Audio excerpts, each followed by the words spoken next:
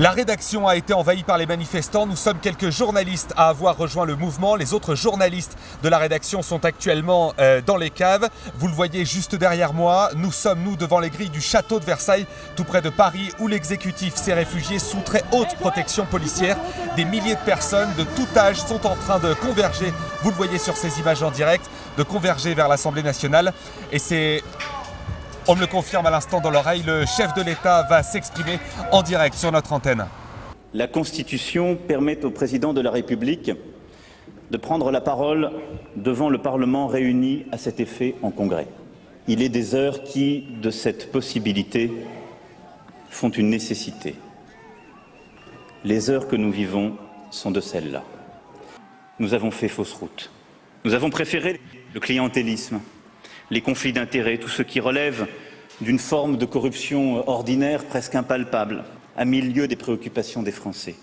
Nous avons préféré la société de la rente à la société de la justice.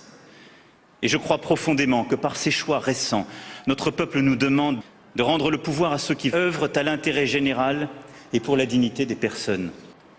Voyons la réalité en face. Les forces adverses continuent d'être puissantes.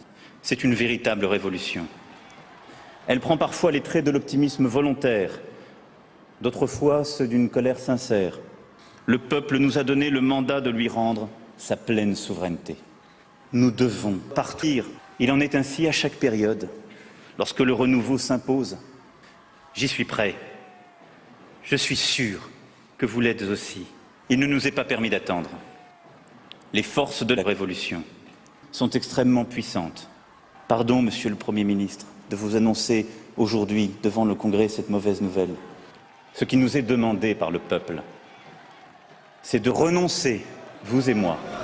Vous venez de l'entendre, le président a donc décidé d'abandonner le pouvoir, et ce sous la pression populaire. Les grands industriels français sont en train d'organiser l'exfiltration du désormais ex-président. Et vous l'entendez, un hélicoptère est en train de décoller depuis la cour du château. Et vous pouvez le voir également sur ces images de notre antenne. Le yacht de Vincent Bolloré serait appareillé, escorté par des rafales de l'avionneur Dassault. Un gouvernement populaire de transition serait déjà prêt à assumer les plus hautes fonctions de l'État. Ce gouvernement populaire se revendique des valeurs du Conseil national de la résistance. Et la première action de ce gouvernement, eh bien, dans les heures qui viennent, il mettra en place une assemblée constituante pour une nouvelle république sociale émancipée. Ce gouvernement nous invite toutes et tous à réfléchir ensemble en Haute-Savoie sur la petite commune de Torrent-Glières au Forum des Résistances les 1, 2 et 3 juin prochains au pied du plateau des Glières.